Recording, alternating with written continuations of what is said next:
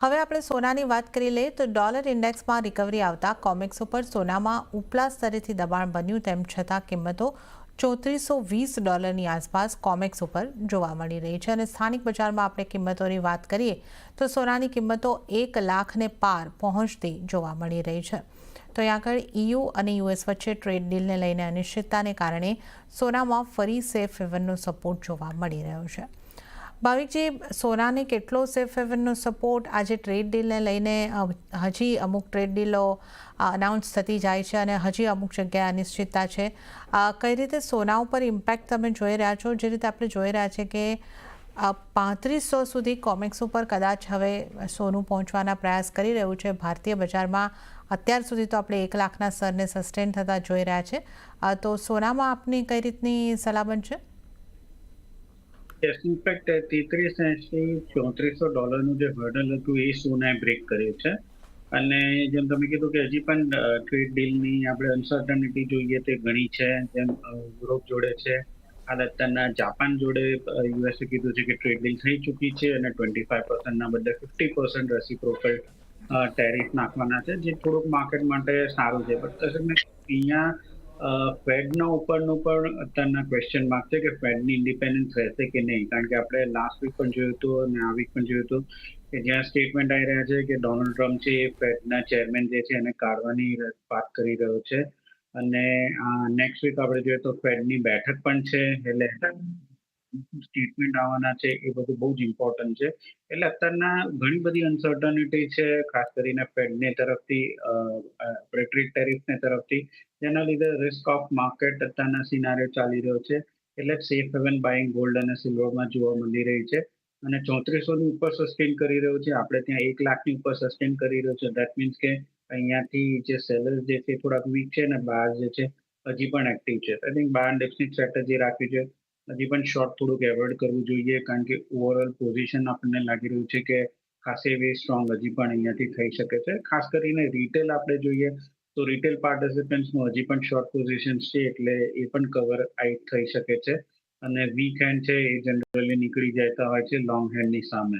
એટલે આજના દિવસમાં લાખની આસપાસ આવે છે સોનું તો બાય કરી શકાય છે 1,06,000ના ટાર્ગેટથી, અને 99,700નો સ્ટોપ લોસ રાખી શકાય છે. ઓકે, તો સોનામાં બાય ઓન ડિપ્સની સ્ટ્રેટેજી અપનાવીને ચાલો 1 લાખની આસપાસથી સોનામાં ખરીદી કરીને ચાલો અને 99,700નો અહીંયા આગળથી સ્ટોપ લોસ, 1,06,000ના ટાર્ગેટ અહીંયા આગળથી સોનાની અંદર બનતા દેખાઈ શકે છે. તો સોનામાં ખરીદી કરીને ચાલવાની સલાહ.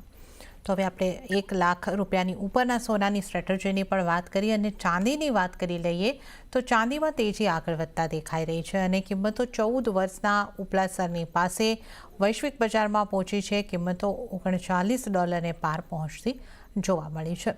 જ્યારે સ્થાનિક બજારની જો આપણે વાત કરીએ તો લગભગ ₹600 પ્રતિ કેજી ની તેજી સાથે ચાંદીની કિંમતો જે છે એ 1,16,000ની ઉપર પણ આપણને પહોંચતી જોવા મળી. તો અત્યારે આપણે લગભગ એ જ સ્તરોની આસપાસ 1,16,000ની આસપાસનું કામકાજ થતાં જોઈ શકીએ છીએ. ભાવિકજી, ચાંદીમાં મજબૂતી ઝડપી અને સતત આગળ વધતી દેખાઈ રહી છે. કઈ રીતે તમે જોઈ રહ્યા છો? ફંડામેન્ટલ શું સોના કરતાં પણ ચાંદીના આપને મજબૂત લાગી રહ્યા છે? ટેકનિકલી કેવી લાગી રહી છે? ચાંદી પર આપનો કઈ રીતનો વ્યૂ? ચાંદીમાં મને લાગે છે શોર્ટ સ્ક્વીઝ બની રહ્યું છે, કારણ કે તમે યસ કીધું કે ઇન્ટરનેશનલ માર્કેટમાં 14 વર્ષના હાઈ પર છે.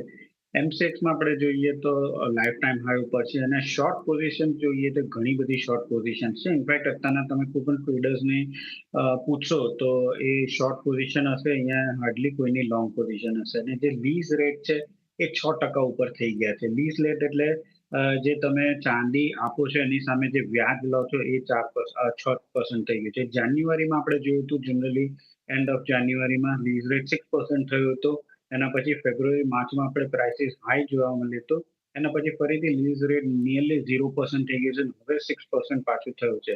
જ્યારે પણ લીઝ રેટ હાઈ થાય છે, દેટ મીન્સ કે જે લોકોએ શોર્ટ પોઝિશન લીધી છે એ લોકો એની સામે હેજ કરવા માટે જે ફિઝિકલ ચાંદી જે છે બાય કરે છે, કાં તો કોઈ પાસેથી લીઝ કરે છે. અને એ લીઝ રેટ હાઈ થાય દેટ મીન્સ કે આગળ જતા ચાંદીની ડિમાન્ડ બહુ છે, કાં તો જે સપ્લાય જે છે ફિઝિકલ માર્કેટમાં એ ટાઈટ છે. તો ઓવરઓલ પ્લેટિનિયમમાં પણ આપણે જોયું હતું કે આની પહેલા જ્યારે લીઝ રેટ વધ્યું હતું એના પછી 2-3 અઠવાડિયામાં પ્લેટિનિયમના ભાવ બહુ ઉછળ્યા હતા અને સેમ સિનારીઓ હવે ચાંદીમાં થઈ રહ્યો છે કે જ્યાં લોકો શોર્ટ કરી રહ્યું છે. શોર્ટની સામે લોકો હિટ કરવા માટે ફિઝિકલ બાય કરી રહ્યા છે કાં તો ફિઝિકલ કોઈ પાસેથી લીઝ કરી રહ્યા છે અને જે લીઝ કરે છે એ રેટ પોટ હાઈ કરે છે.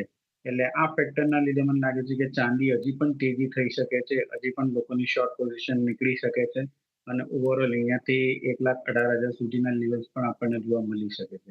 તો ચાંદીમાં પણ શોર્ટ કરવાની રેકમેન્ડેશન નહીં રહે અને કદાચ 1,15,800ની આસપાસ આવે છે આજના દિવસમાં તો બાય કરી શકાય છે 1,16,600ના ટાર્ગેટથી અને 1,15,200નો સ્ટોપ લોસ રાખી શકાય છે. ઓકે, તો ચાંદીમાં પણ ખરીદી કરીને ચાલવાની સલાહ બની રહી છે. 1,15,800ની આસપાસથી તમે ખરીદારી કરીને ચાલો. 1,16,600ના ટાર્ગેટ બની શકે છે અને 1,15,200નો સ્ટોપ લોસ તમારે ચાંદીમાં રાખવાનો રહેશે. તો સોના ચાંદી આ બંનેની અંદર બાઇંગ કરીને ઘટાડે ખરીદી કરીને ચાલવાની સલાહ બની રહી છે. તો સોના ચાંદીની આપણે વાત કરી, બાઇંગની સલાહ બંને પ્રેશિયસ મેટલ્સમાં અને સાથે